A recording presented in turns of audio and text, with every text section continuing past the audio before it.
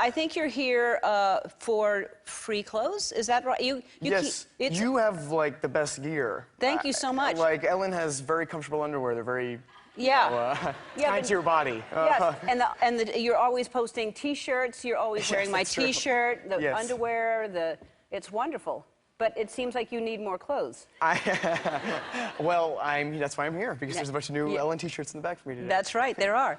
All right, so the last year, I mean, you're such a good actor. You're so amazing. You were nominated for an Oscar, and now you're nominated for tons of awards. You were just at the Golden Globes, and Beautiful Boy it's brilliant, and you're amazing in it. Thank you. You really are. It's just... I mean, really, if you haven't seen it, it's a very important film to see. It's fantastic, and it's Timothy, and it's Steve Carell, and it's about a very important subject matter, and he's just beautiful in it. Beautiful boy. Beautiful. Is it getting easier for you to go to these award shows now? No, it's nerve-wracking. This is all nerve-wracking, honestly, but in a good way, and I'm very grateful for all of it. But you know, it's just a surreal thing to. I've been looking up to everyone in these rooms basically my whole life, so it's a weird thing to be, you know, there. Yeah, and well, you deserve to be there. You're one of those people now that everybody's looking up to you. Seriously. But I love the way you dress. I think you're like, I mean, every time you just have such great style, and you wore the coolest thing to the Globes, and people didn't really understand. Who was that? That's a Louis Vuitton, like Virgil Abloh. That's the guy. That's a designer who did it. So it was fantastic, and people thought you were wearing a harness of some sort. Yeah, no, I thought it was a bib. They told me it was a bib, and I had a friend send me a thing that, like sex dungeon culture is a thing where you wear harnesses. So that maybe that got a lot of pickup. I didn't do it for that reason, but yeah. Anyway, you always look so good, and you brought your mom. Brought mom, yeah. How was that? That was great. We don't like. I was like excited to see Lady Gaga and Rami Malek, and she was like excited to see like Tony Shalhoub and Dick Van Dyke. So we're not like. Well, there was somebody for everybody then. Yeah, exactly. We're not the same type of fan, I guess. But it was great to be there with her, and she was really excited. That's sweet. You brought her. And it was great. And we danced with no shoes at the after party, and she wore off-white, which is like she didn't really. That's like a men's streetwear thing. So I didn't tell her that was like a men's streetwear thing. But look, there's a picture right there. We were having a great time. We were dancing together. Yeah, you are. And so you're very close, and were you a good kid?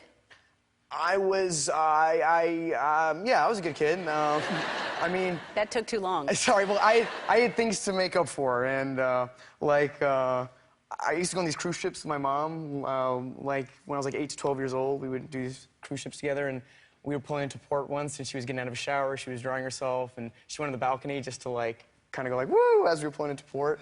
And just to, you know, be funny, I locked the door, just locked the balcony door, and kind of like pretended to be like leaving the room, you know, just kind of dancing about. And I thought it'd be really funny if I actually left the room and like gave it a minute or 2 minutes or something and like let her back in. And I waited like 3 minutes and I didn't have my key card after I realized. And like we were pulling, like our balcony was on the side of the... Was she naked? She was naked. Yeah. That's not like a weird thing though when you're prepubescent, right? No, no. Maybe I shouldn't have brought that up, but I like ran the length of the ship a couple times and was like weeping and truly like and finally got a key card. When I came back in, she had taken, there was like a little like foyer thing to put her feet, and she had like covered herself with it, and she like threw it. Anyway, I was devastated. I was really devastated. Yeah. She saw how devastated I was. Right. But I mean, if you're pulling into port, there were people on the dock seeing her. Seeing her, yeah, I know. I know. Yeah. So yeah, you have some things to make up for. Okay. So you just shot Little Women. Yeah, with I did. Meryl Streep. And Saoirse Ronan, who was just here. And Saoirse was at the Globes, like collecting weird stuff to bring on this show. Yeah, she brought a bag full of like dead tulips and the. But it was a really weird thing to see like happening. Yeah. She was there because, you know, like at the table where everyone's like sitting, and she'd be like grabbing stuff and like putting it in her pocket. And she said she was doing it for me? And she said she was doing it for you. That was really sweet. So I didn't know what that meant. In fact, it sounded like I don't know what was going on. It's like a scavenger hunt or something like that. Yeah, like a little scavenger hunt. All right, we have to take a break. We're going to talk about this movie that you're so good in. But before we go to break, I got you a little something. I know there's stuff in the dressing room, but we have more things for you. Oh, my Lord. That's so much stuff. Yeah, Jesus. yeah. Thank you. Wow. All right.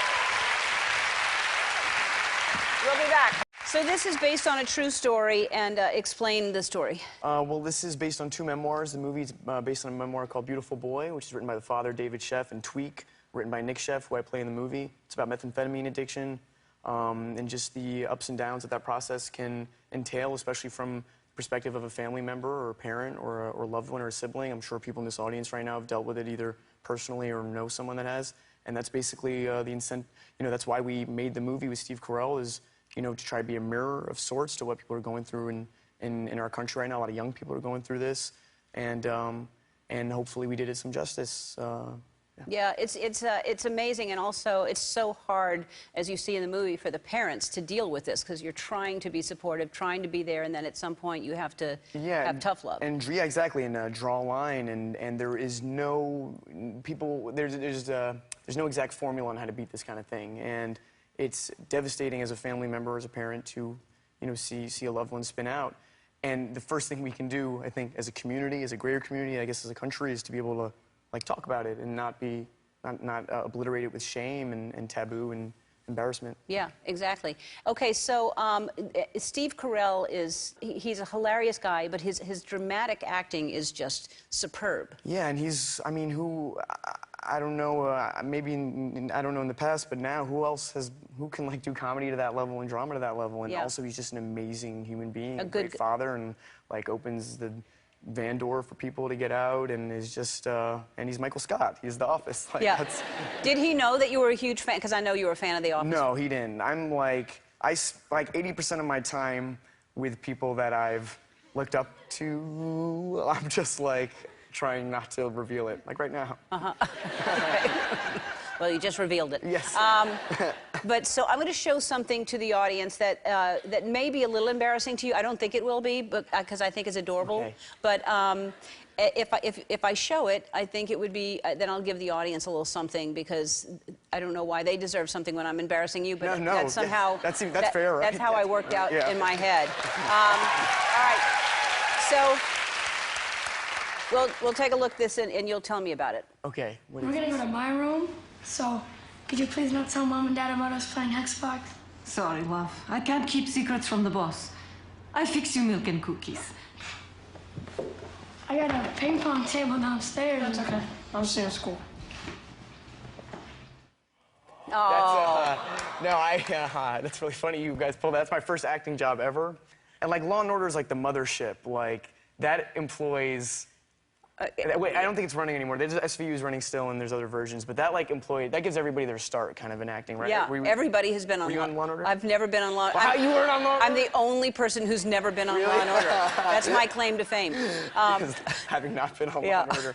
All right, so everybody in the audience, first of all, Beautiful Boy is available now on Prime Video. And since you let us show that video, everyone here is going to get a 1-year Amazon Prime membership and a $150 Amazon gift card.